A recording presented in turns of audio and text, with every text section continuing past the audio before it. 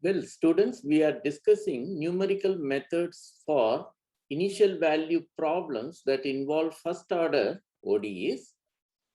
In our previous discussions, we have covered Euler method for approximating a solution of these initial value problems. In this, we have derived the forward and backward Euler methods, and also we have derived modified Euler methods based on quadrature formulas.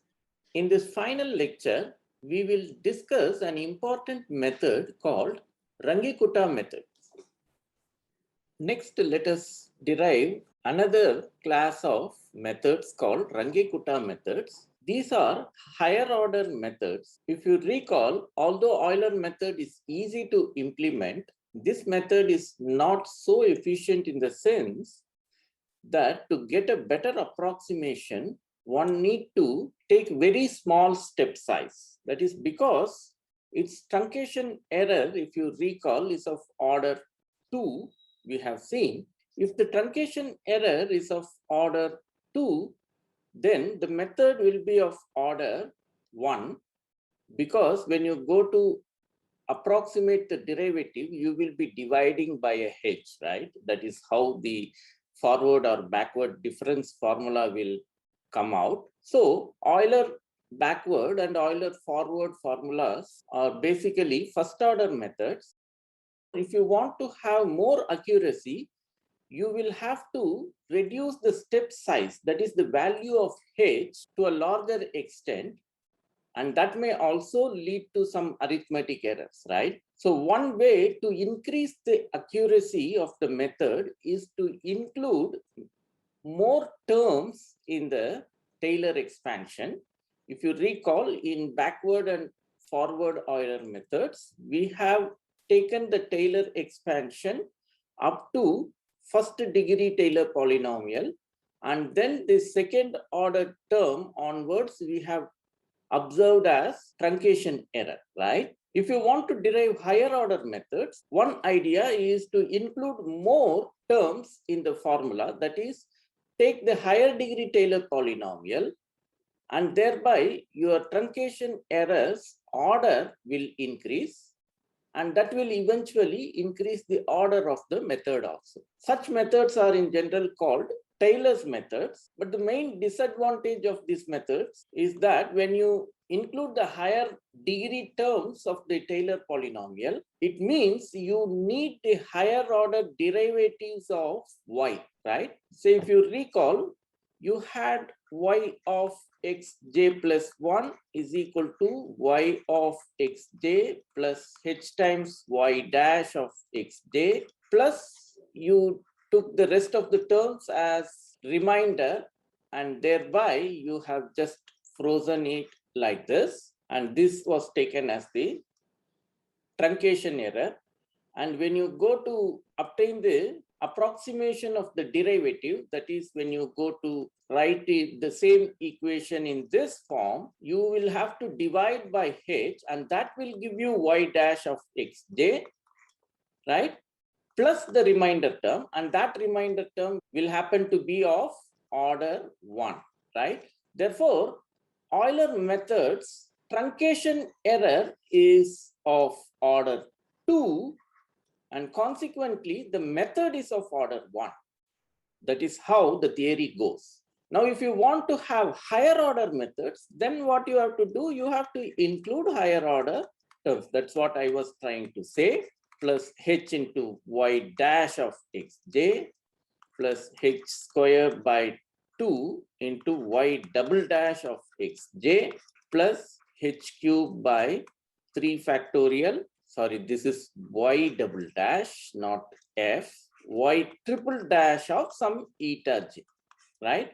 And that will be the truncation error for you, and that will result in a second order method. But the disadvantage is that you have to handle second order derivative of y. Now, if you use the equation y dash equal to f of x comma y, you can see that y double dash will involve partial derivatives of f, right? and that has to be plugged in here. And therefore, in order to devise higher order methods in this idea, you have to handle the higher order derivatives of y, and that becomes more difficult from the practical implementation point of view. That is why Taylor's methods are not very popular in computation. And an alternate idea is what is called the Rangikuta method. Rangikuta method also goes with the same idea of using Taylor expansion with higher order terms, but there is a clever way of eliminating this higher order derivatives, and thereby you achieve higher order accurate methods without including higher derivatives of the solution. That is the advantage of Rangikuta methods, and because of this, Rangikuta methods are quite common in practical applications. In our course, we will see how to derive Rangikuta method of order 2. The idea of higher orders can also go in a similar way, but the computation may be more difficult. There are also other easy way to compute them. But in our course, we will just demonstrate how to derive second order Rangikuta method, and we will stop our course up to that. Okay, let us try to understand how to derive Rangikuta method of order 2. Recall that we are interested in the initial value problem y dash equal to f of x comma y, that is the ODE, which is given along with an initial condition y of x naught is equal to y naught. So this is our initial value problem. Our aim is to find a function y, which is a function of x, such that this initial condition is satisfied, right? Now, what we will do is we will try to put the Taylor expansion for y of x plus h. In other words, I'm going to explain you the derivation of Rangikuta method, which is something equivalent to forward Euler in the lower order case. Okay, similarly, you can also find Rangikuta method for backward marching. Let us put the Taylor expansion for y of x plus h and retain up to second order term, and third order term onwards we will take as truncation error. To have an easy notation, I am not going to write this remainder term explicitly, but rather I will use this notation big O of h cube. Ideally, I should also write as h tends to 0. But just imagine that I am writing this term everywhere. With that understanding, I will not write it here. Now, what we will do is we will differentiate the given ODE with respect to x on both sides. That is this equation. On the left-hand side, you have y double dash of x. On the right-hand side, you have dou f by dou x. That is partial derivative with respect to the first argument plus partial derivative with respect to the second argument times y dash of x, right? Now, why I am doing this? Because in my Taylor expansion, since I took the term up to the second order, I have y double dash also. Well, here in the first term, we will comfortably put f of x comma y from our equation. Now, we are trying to also find the expression for y double dash. That is why we went to differentiate our basic equation once to get an expression like this. Now we will put this into the second order term and we get y of x plus h is equal to y of x plus h times, instead of y dash, we will put f of x comma y plus h square by 2 is as it is. And now instead of y double dash, we will put this expression which is coming out from our basic differentiation of the function f with respect to x, plus the remainder term, which, as I told you, I will just simply write it as big O of h square as h tends to 0. Why I'm not bothered to write this is because anyway I'm going to just neglect this in the final formula. So why to put effort in every time writing this? That is why I'm just keeping that notation very simple by writing big O of h cube there. Okay, we understood how we got this expression for y of x plus h. Now let us see how to go ahead and simplify this expression. For that, I will do a small manipulation. What I will do is this h into f of x comma y, I will write as h by 2 into f plus h by 2 into f, right? That is what I'm doing here. Y of x is as it is. And this one, I'm writing into two parts. One part, that is h by 2 into f, is kept here, and another part, that is h by 2 into f, is merged into this term. I have taken h by 2 common, and therefore the first term is just f. The second term has h square by 2, therefore one h will survive inside the bracket. The rest all are as it is. Okay, h into dou f by dou x plus h into f into dou f by dou x. That's what is here. One h I have just taken inside. That's all I did. So it's a simple manipulation. The same expression, I'm just rewriting it in a different form. Of course, the last term is as it is taken. There's nothing to do there. Now you just take x as xj and xj plus 1 as xj plus h. Up to here is a kind of general notation. Now I'm coming very specific to our method where I'm using the notation of the nodes or grids. That's all I'm doing. I'm just going to write the same expression in the form of grids. That's all. Okay, so y of xj plus 1 equal to y of xj plus h by 2 into f of xj comma y of xj, that is this, plus this term, plus the remainder, which is big O of h3. So from here to here, there is nothing. It's only the notation changed to be compatible with the notation that we used previously in the ODE methods. That's all. Okay, so far we have reached here. And up to this, we have not used any clever idea. It is just the Taylor expansion, and hence it is just the Taylor method only. It involves the partial derivatives of f, which we have to now somehow remove from this expression. And now let us see how to rewrite this term. This term has a special form. If we use that special form, this entire term will be simplified to a nice expression. Let us see what is that. It is nothing but the Taylor's expansion of a bivariate function. If you recall, if you have a function f from R2 to R, right, you can write the Taylor's expansion for that function f. Let us see how to write that. F of s comma t equal to f of xi comma tau. It means you are in 2D, you have a point xi comma tau, and you want to find approximate value of the function f at some point s comma t, which is in a small neighborhood of xi comma tau. The same idea of 1D Taylor expansion can be used here, but now you have two variable function. I hope you must have done this in your calculus course.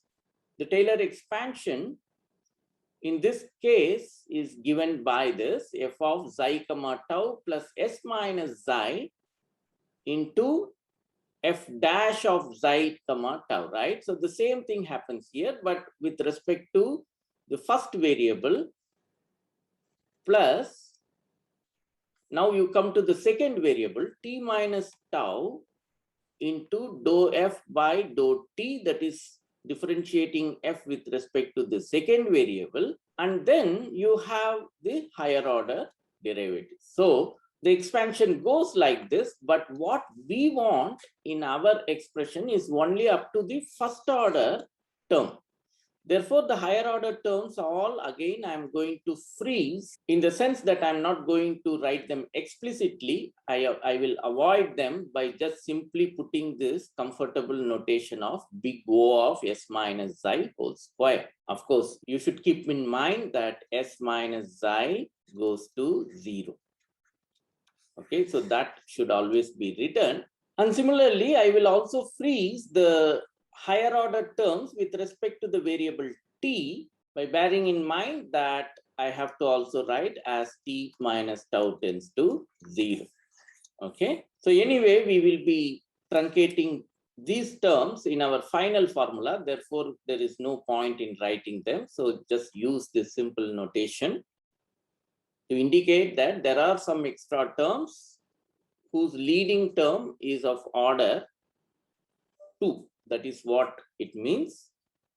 Okay, let us try to compare this part of the Taylor expansion with what we have in our basic expression for y of xj plus 1 and see how they match.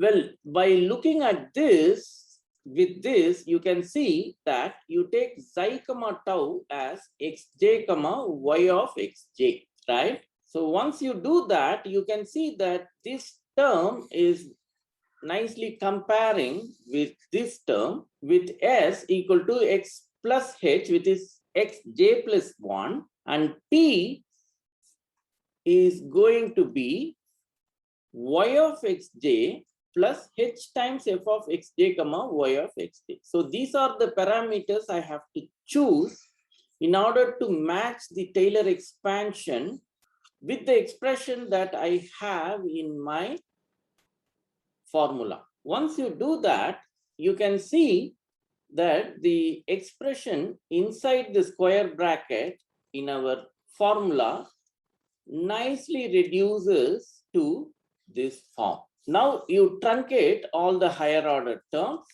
and take only this term as your formula. Thereby you have to either put approximately equal to, because you have removed all the higher order terms, or equivalently what you can do is you use this approximate notation. This is what we have been doing from the Euler method also, right?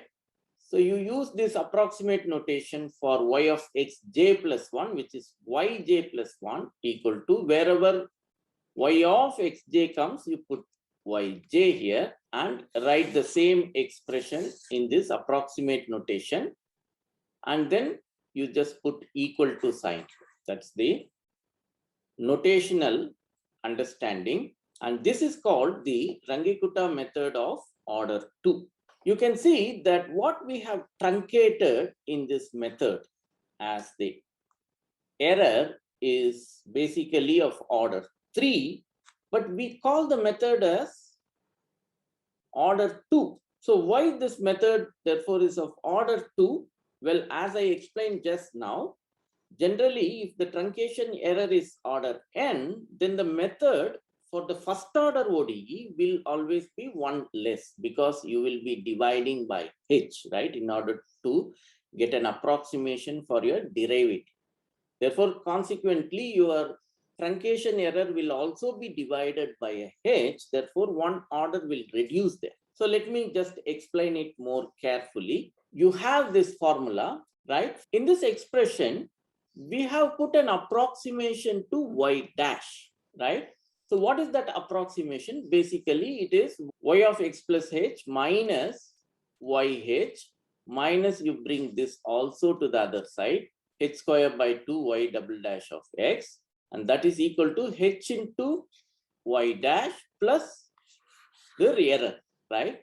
So therefore, in all these derivations, basically we are trying to put approximation of y dash in the sense that instead of y dash, we are using this expression. Of course, you are further rewriting this in a different way, and thereby you are bringing more error here also, but that also you made sure that it is of order compatible with this order. If you go back and see the derivation, you can observe this. So basically, in a sense, you are trying to replace y dash by this expression divided by h. You see, y dash is not just sitting here, but it is sitting with a h also here. Therefore, y dash is replaced by this expression divided by h, and that has to be divided in this truncation error also, right? So that is how you finally got 1 by h times this expression equal to y dash. So you are replacing y dash by this expression, and as a consequence, what you have truncated is not actually h3 order, but it is of order h2.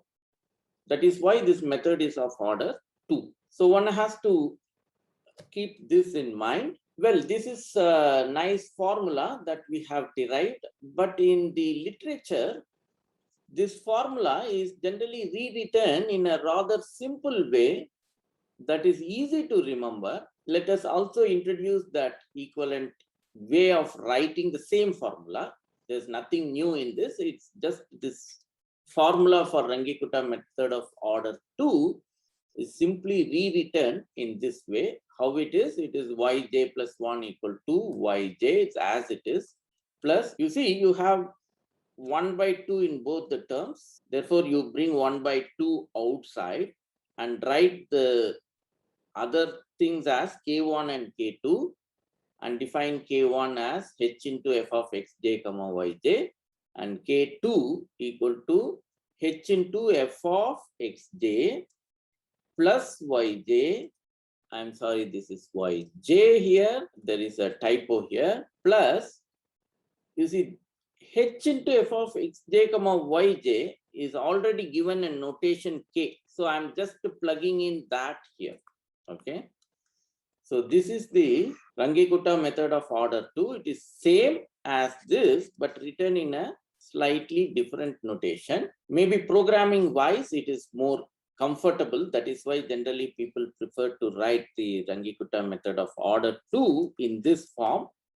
Otherwise, theoretically, it's of not much importance. But if I ask you to compute approximate solution of an initial value problem using Rangikuta method of order 2, I prefer you to use this form of the formula. As I told, the truncation error of the Rangikuta method of order 2 is of order 3, whereas the Euler method truncation error, if you recall, it is of order 2. Therefore, for any fixed h, you expect Rangikuta method to have more accurate result than Euler method, just in a general way. It may not be strictly happening like that, but theoretically, you can see that Rangikuta method has one order higher than the Euler method. That's all. So let us take up the initial value problem which we were working in the previous case, y dash equal to y and y of 0 equal to 1.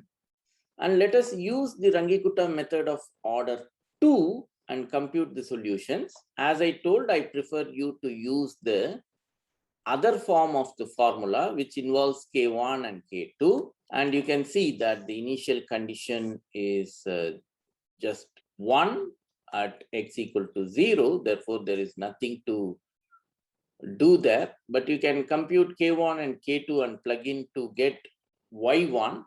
Similarly, y2 and so on.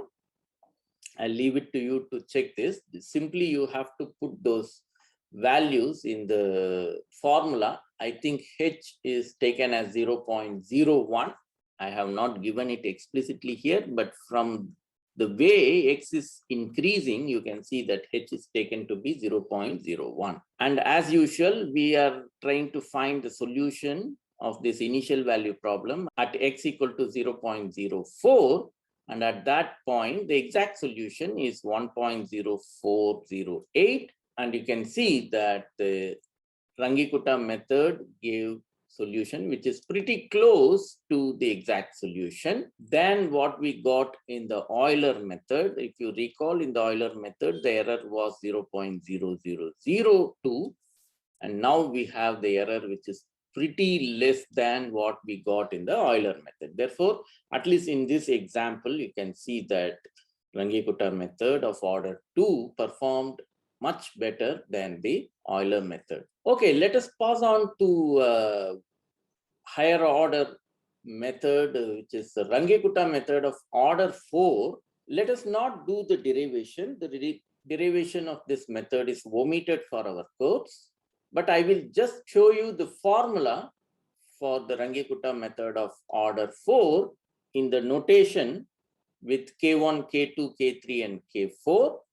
And it is given by y of j plus 1 equal to yj plus 1 by 6 into K1 plus 2K2 plus 2K3 plus K4, where K1 is given by h into f of xj comma yj, K2 is given by h into f xj plus h by 2 y plus K1 by 2. Similarly, K3 is h into f xj plus h by 2 yj plus K2 by, and K4 is h into f of xj plus h yj plus K3. So this is rather easy to remember. That is why in this notation the formula is preferred, and that is the formula for Rangikuta method of order 4. As we can guess, its truncation error will be of order 5. Again, let us go back to the same initial value problem, y dash equal to y, y of 0 equal to 1, and see how the Rangikuta method of order 4 performs. Well, I'll just show you the table. You can see that up to the digits that are shown here, the Rangikuta method of order 4 got the exact solution. And thereby its error is 0 up to the digits that are shown here. That shows that Rangikuta method of order 4 even performed much better than the Rangikuta method of order 2, as we can very naturally expect this. And this completes the chapter on numerical ODEs, and also it completes the syllabus for our course.